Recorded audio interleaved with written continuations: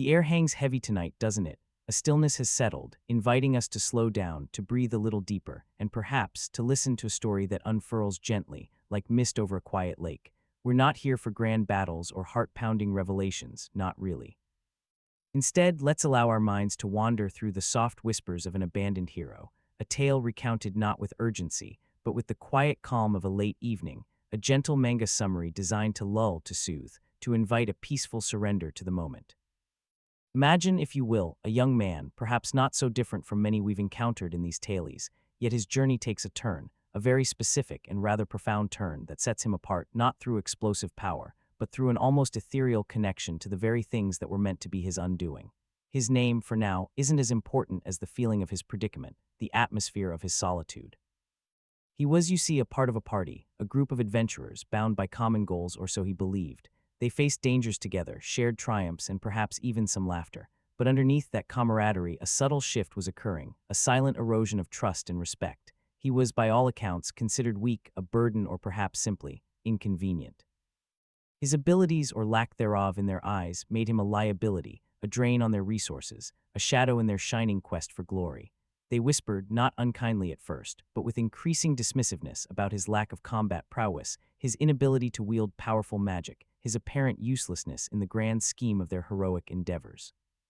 It wasn't a sudden, dramatic confrontation that led to his abandonment, but a slow, insidious process, a gradual distancing that culminated in a silent, chilling truth: he was expendable. And so the moment arrived. Picture it, if you can, a vast, ancient forest perhaps, with trees so tall their canopies blot out the stars, leaving only dappled moonlight to pierce the gloom. Or perhaps it was a desolate, wind-swept plain where the chill bit deep into the bones. The details for our purposes tonight are less important than the stark reality of the scene. They left him, without fanfare, without ceremony, perhaps even without a direct word of farewell. They simply went. One moment he was part of their collective journey, the next he was alone, standing amidst the fading echoes of their footsteps, the distant flickers of their torches receding into the unforgiving darkness. A sense of profound emptiness must have washed over him, a cold dread that settled deep within his chest, heavier than any armor. The world, which moments before had held the promise of shared adventure, now stretched before him, vast and indifferent, a canvas of solitude. But this, my dear listener, is where our gentle narrative truly begins to weave its intricate, calming pattern. For our hero, though abandoned and seemingly devoid of traditional strengths, possessed a peculiar affinity, a quiet, almost unnoticed connection to the world around him. And within his meager possessions, overlooked by his former companions as worthless trinkets or cumbersome burdens, lay the very seeds of his transformation. These were his cursed items. Now the word cursed often conjures images of malevolent power, of ill fortune, of objects that bring despair. But in our tale, the curse is not a simple, destructive force. It is instead a misunderstood nature, a hidden potential, a power that defies conventional understanding and demands a certain kind of gentle attention to unlock its true essence. He had gathered these items over time, perhaps out of curiosity or an accidental stumble upon them in forgotten ruins. A tarnished amulet that hummed with a faint, almost imperceptible energy. A gnarled staff, seemingly useless for combat, whose wood felt strangely warm to the touch. A worn leather-bound book filled with indecipherable symbols that shimmered faintly in certain lights. To his former party, these were just junk, taking up precious inventory space, offering no discernible benefit in a fight. They likely scoffed, perhaps even mocked his attachment to such seemingly useless relics. But now, in his profound solitude, these items became his only companions, his only connection to anything beyond himself. As the days turned into nights, and the nights into days in that quiet, abandoned place, something began to shift within him. Without the pressure of performance, without the constant comparison to his more conventionally powerful comrades, he began to truly listen to his items.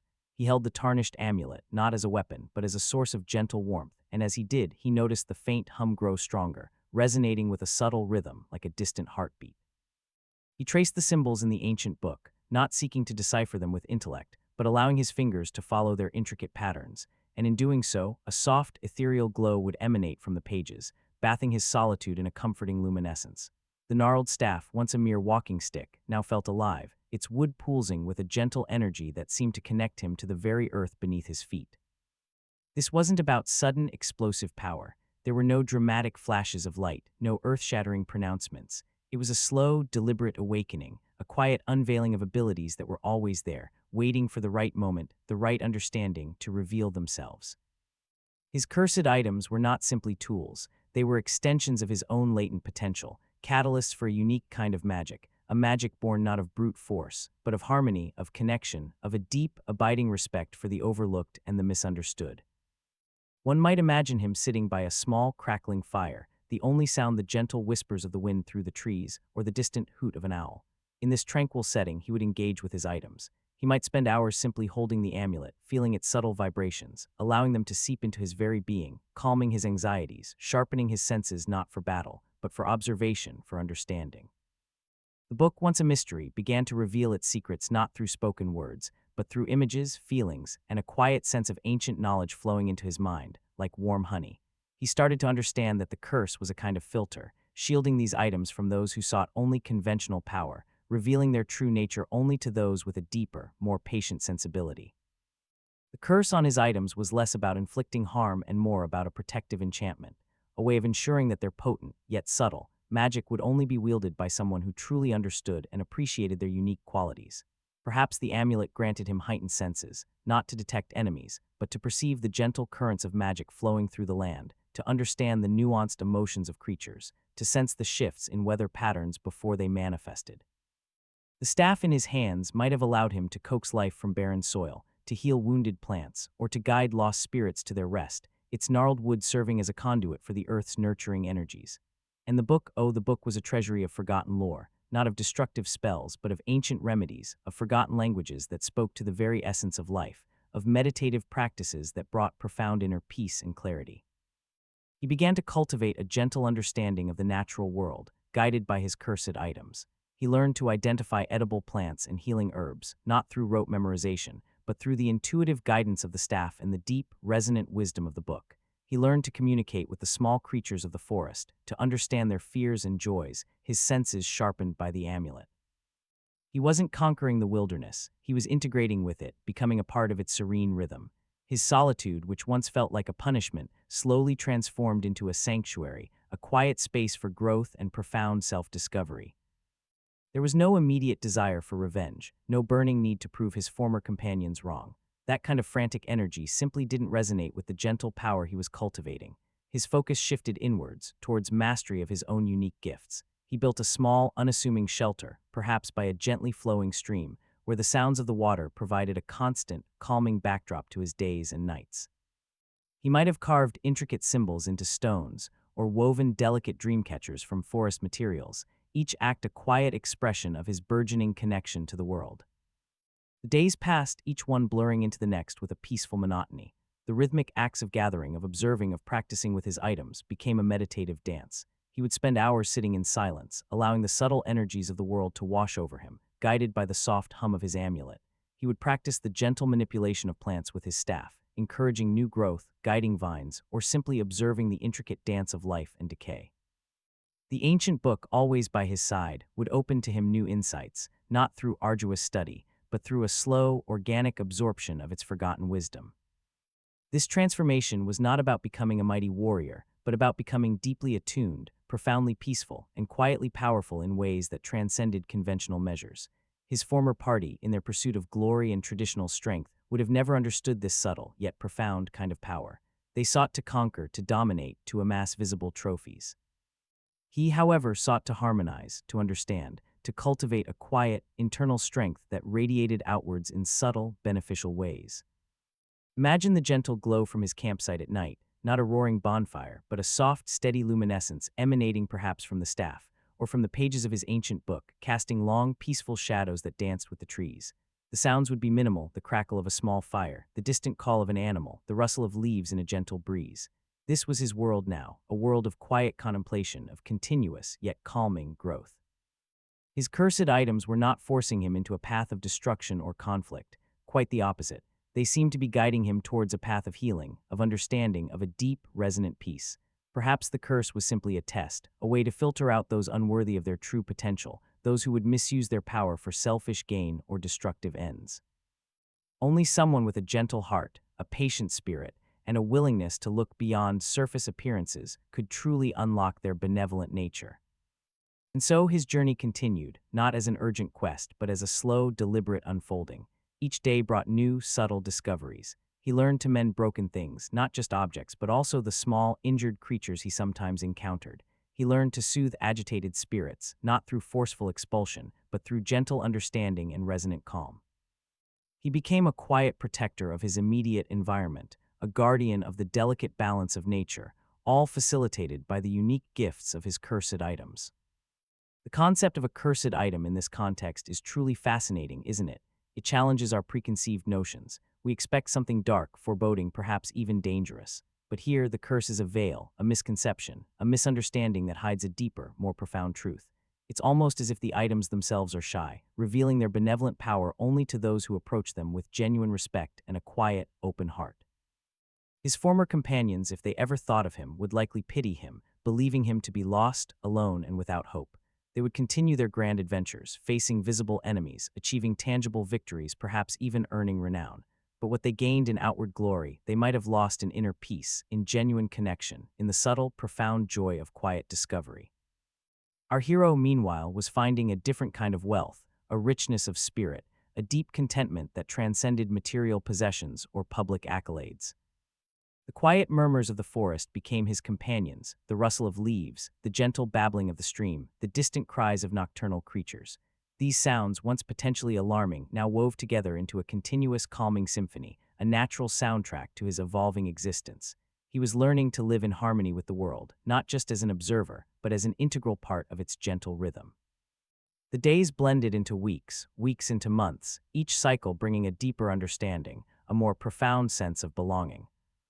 One might imagine him experimenting with the book's lore, perhaps not through grand magical incantations, but through quiet, focused meditations.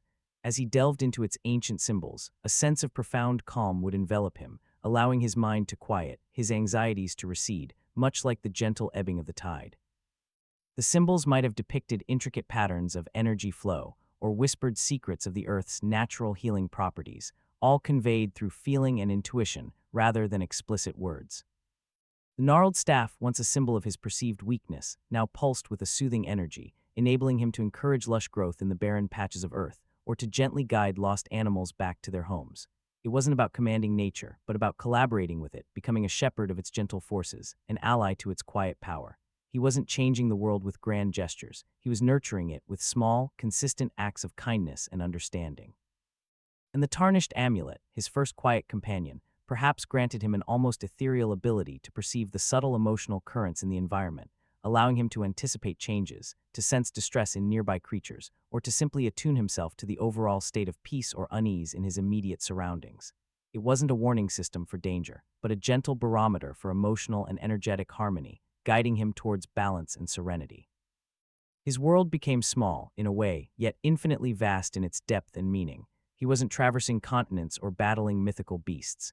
He was exploring the intricate beauty of a single leaf, the complex ecosystem of a tiny patch of moss, the profound wisdom held within the silent growth of an ancient tree. His cursed items were not propelling him towards external conquest, but towards internal mastery, towards a quiet, profound understanding of his place within the gentle tapestry of existence. Picture him now at peace, his posture relaxed, his breathing deep and even. The faint glow of his items casts a soft, comforting light on his face, a face no longer etched with the anxieties of inadequacy or the sting of abandonment, but softened by profound contentment and quiet wisdom. He might be brewing a simple, fragrant tea from foraged herbs, its warmth spreading through him like the gentle glow of his powers. The sounds around him are merely background, a lullaby woven by nature itself. This is the essence of his journey, a journey away from the clamor of expectation and towards the quiet symphony of self-discovery. The cursed items were not a burden, but a blessing in disguise, a unique path to understanding and gentle power, offered to one whose heart was pure enough to perceive their true, benevolent nature. They were tools not for destruction, but for creation, for healing, for harmonization. The quiet repetition of his daily practices, the slow, deliberate actions, the continuous, yet subtle learning all contribute to a feeling of profound calm.